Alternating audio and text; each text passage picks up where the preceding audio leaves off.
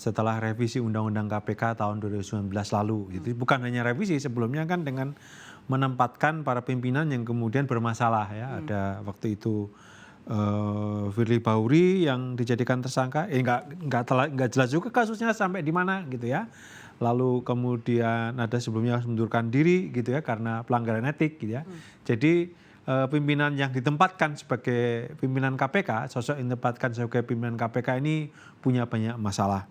Kemudian yang kedua, saya kira KPK kehilangan legitimasinya karena ya mereka kehilangan independensinya, sehingga kemudian proses secara teknis sebetulnya koordinasi supervisi itu bisa dilakukan oleh KPK. Tetapi itu kan kita tidak hanya bicara soal hitam di atas putih atau aturannya.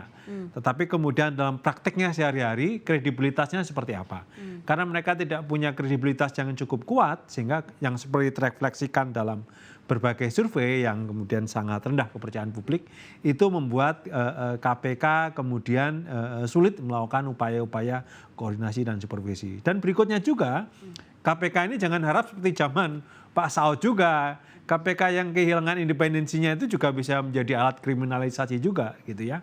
Terutama bagi lawan-lawan politik gitu ya. Berapa waktu yang lalu gitu ya, satu sekjen partai diperiksa tapi nggak ada kelanjutannya lagi gitu ya. Sama saja seperti kejaksaan yang memeriksa Erlangga Hartarto nggak ada kelanjutannya.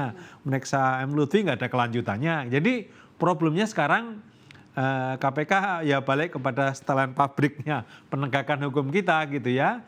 Jadi mengikuti kira-kira ini kalau mengikuti selera kekuasaan. Kalau nggak dilarang oleh pemegang kekuasaan dia jalan terus atau kalau di order dia bisa melakukan bisa nggak. Ya, kira-kira seperti itu problem independensinya. Oke, berarti dalam arti ini kondisi KPK yang dilemahkan begitu ya saat ini berdampak juga dengan pengungkapan kasus-kasus korupsi. Oh ya, mereka akan kehilangan independensinya dan kemudian mereka kan sekarang menjadi bagian eksekutif, rumpuan eksekutif. Sebelumnya lembaga independen, sekarang menjadi bagian eksekutif, berarti kemudian mereka harus mendengar apa kata presiden dan menjadi alat presiden.